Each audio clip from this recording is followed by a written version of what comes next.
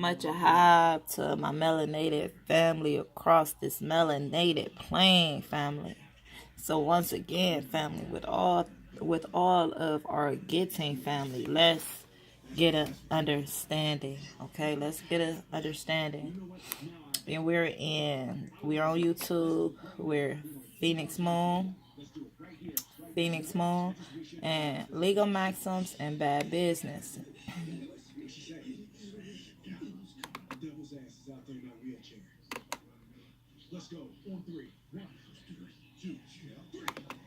And the and I want to talk about bad business and good business, right? Because we have not been taught basic principles of business, so therefore it ends up being a lot of things that we don't understand, and we end up suffering, and we have suffered in the past for some of these things. So I'm gonna just start with some simple legal maxims, and the importance that they play in what's law. I'm not talking about codes and statutes and stuff like that, because codes and statutes are not law. It's not the same thing. Before she go any further, family, get you a pencil or a pen and some piece of paper so you can write down these terms. You can write down the laws that she bring up, okay, in these words, so you can find the definition. Shout out to and much ahab to my sister, your sister, our soul sister, Aqua Tie Battle, for bringing the word, for bringing us a word a couple of weeks ago. Acquiesce. Acquiesce means to be down, to be against something but not protest for it. So if I say I don't like that bill that they're going to pass, but I don't stand up and protest it, then that means I'm going along with it. Okay? So acquiesce. You're going to hear acquiesce in this video. So just pay close attention to the things that she's bringing up, the information she's bringing up, and also, family, to dig into it. And I want to say Tawada for everyone who are dropping jewels in the bucket to add to our collective gain and understanding, so we can regain the things that we lost, like our lands, our wealth, our riches, our possessions, our people, so we can regain our rightful place instead of claiming this slave identity. Because you're not a slave, family. You are a POW. You are prisoners of war. There's a difference. There's a big difference. But you have to understand that. Acquiesce. So Allah, hua, hua, for understanding, for wisdom, for knowledge. Just start, basically, I'm going to read what some of the importance of maxims in law are. And they may work for you in certain instances to help you stay true to the common law, right? Because it's, as long as it's not repugnant to the Constitution, it's usually something that you should be utilizing. So, maxim, according to Bouvier Law's Dictionary of 1856, is an established principle or proposition, a principle of law universally admitted as being just and consonant without reason. Halito, beloveds. So that's what a legal maxim is. Something that has been said for so long, it becomes, absolutely something that is applied for a particular reason to maintain some sort of level of decorum, right? So, number two, maxims in law are somewhat like axioms in geometry. They are principles and authorities and part of the general customs and common law of the land. Okay? There's some strength through acts of parliament or legislative when judges have determined what is a maxim, which belongs to the judges and not the jury. Maxims of the law are holden for law, and all other cases that may be applied to them shall be taken for granted. So the application of a maxim must go before the court, and that usually ends up being very difficult. And that ends up being difficult because usually we have given consent to someone else to represent us. So in that instance, Chimachuk Marvin. So in that instance, we have chosen someone who is the agent of the court to represent us. So if your lawyer is there to represent you, he's going to go and snitch to the prosecutor. And when he snitches to the prosecutor, who ends up becoming injured, right? So how can he be your friend if he's an agent of the court? I'm not saying he's a bad person, but he's doing his job. And his job it is not fully disclosed. Let's just say that. And perhaps it is, but we just don't know where to look because we are used to people doing things for us instead of us handling our own affairs, right? The alterations of any of the maxims of the common law tend to be very dangerous. Now, the reason why they tend to be dangerous because you are going off into an area that is unfamiliar and it's probably sharks in that water, you know? It's probably some sharks in that water and you want to stay out of it, right? You want to stay on solid ground is the optimum way to, you know, contribute to you being able to navigate. All right. Maxim, so-called because its value is the highest and its authority the most reliable, and because it is accepted by all persons of the very highest. Okay? So these legal maxims are applied in Bangladesh. They are absolutely going to be applied in Italy. They're going to be applied universally. Every system, I don't care what language it is that they are speaking, these legal maxims are completely familiar customs throughout the world, and it doesn't matter who you are, or where you are, should I say. It doesn't matter what continent. It's not exclusive to any continent or anything of that sort. Okay.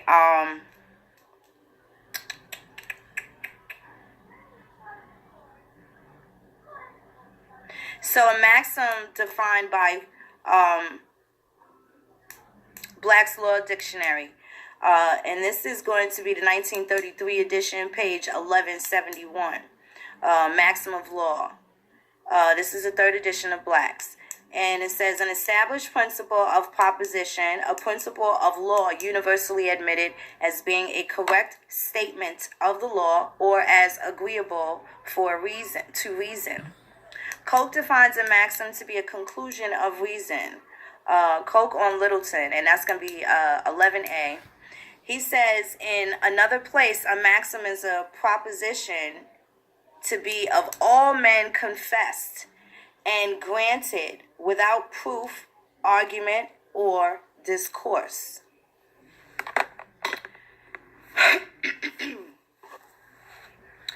So I'm going to, let's see. I want to give you the Latin term, because they'll say this shit and you don't know what you're talking about. People be in court and they be like, do you understand Phoenix Moon? And you sitting there shaking your shit like a fucking bobblehead. Like, this shit just, you know, you just be doing that shit. And you end up in the motherfucking clink, clink, clink. Right?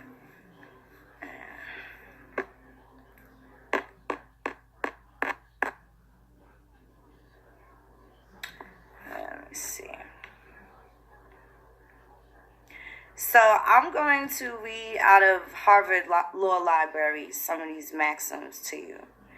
And you know it's so funny because these maxims are like little cliches and one-liners that you may have heard from some of your elders. Like our elders are constantly, they constantly used to provide us with, I don't want to say one-liners, but you know, they provided you with things that made you think in order to understand what it was that they meant. For instance, like something my and it may not make sense, but at the same time, it provokes thought. It's very provocative. And our people, our ancestors were very, very witty, and they were very good at that. If you come in the kitchen and, like, you know, as a little kid, I would go check in, and I just would go straight in the kitchen because I'd smell the food that, you know, my grandmother was cooking from outside. And I would be like, you know, Grandma, what are you cooking? And she'd say something like, "Lyrics catch meddlers." In other words, like, mind your business. You know what I'm saying? Like, yeah, mind your business sometimes. But those are things that didn't have to be explained, but they were completely understood, right? It was just a wonderful way of communicating that the elders had with us with very few words. In my family, we describe my grandmother as a quiet thunder because, you know, she walks soft and carry a big stick. It's kind of hard to explain, but it's a complete insider in my family, but I know it goes on in other Aboriginal families as well. So let me find some good maxims for you. Let me see.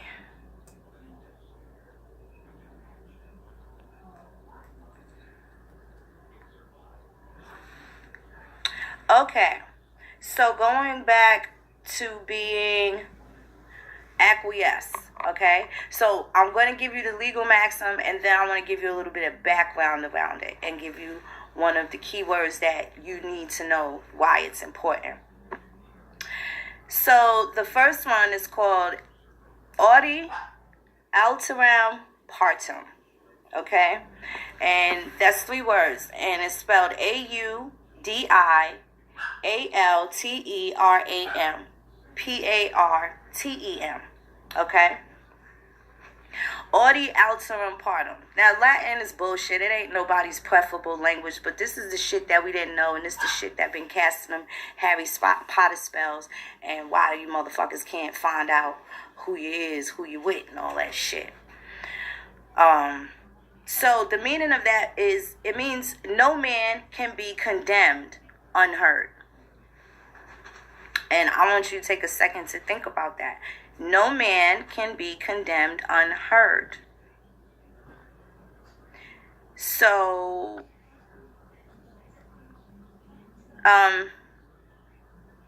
if I accuse you of something and you don't say anything, it's the same as being guilty, because you are leaving me no choice but to speculate that you cannot rebut any presumption that I'm making. So that means that you have something to hide, certainly, and lawfully you may. No. Because that can absolutely cause some sort of injury to me, right? If you don't say anything, no man can be condemned unheard. So if you are being accused of something and they are saying that you have done something, you certainly have a right to face your accusers, but also, not only that, you want to make sure that they really talking to you, because they could be making some shit up. And if you don't say anything, hey, you stole such and such and such and such and such. I don't know. They just want to find me guilty anyway. I don't know. Just, you know, I ain't steal nothing. You're telling your lawyer all this shit. And your lawyer's going to go over there to that prosecutor and be like, this motherfucker stole the shit. Why don't you, you know, he's never been in trouble before. He's a good kid, I think. You know, he's good. Piece of shit out of all the other pieces of shit, maybe. And, you know, we're just going to go a little easy on him or something like that. Shit like that. That's what happens, right? So you definitely don't want to acquiesce. So again, that legal maxim, it means no man can be condemned unheard. So if somebody calls you, if a motherfucker call you black and you don't say, no, I'm not, guess what? You can't prove that you are because you said nothing. That means that it's going to stick, and it ends up being what happens, right? So now that is by your acquiescence, and that's a word that needs to, people need to be acquainted with. And acquiescence is about contracts. And it's the consent which is impliedly given by one or both parties. This is how a lot of people ended up in slavery. This is how a lot of people ended up in debt. This is how a lot of people end up with lengthy prison sentences for breaking codes, perhaps, maybe breaking violations, but really not committing felonious, what is considered, should be to be considered a crime. Now, what they have done on the public side is said that all crimes are commercial. And that includes burglary, kidnapping, and a host of other things. And that's going to be Section 27, U.S. Code 27. I think it's 7211. Okay? And that's going to be regarding what they're saying is considered a crime. But you have to rebut the presumption because there has to be what's called, let me write this down because I want to come back to this word, prima facie evidence. And I'll even talk about what that is a little bit. But the acquiescence is definitely a determining factor of how you get dealt with, because you don't say anything. If you don't open your mouth, if you say, no, I am not a thief, no, I am not these things, no, that never occurred, and if you don't honorably make some sort of non-belligerent presentment, right, of your natural self, then you're going to have ends up being some serious legal issues. So again, acquiescence is going to be the consent which is impliedly given by one or both parties. So shadow slavery was regarding real estate, okay, real property. They basically mortgaged human capital, okay.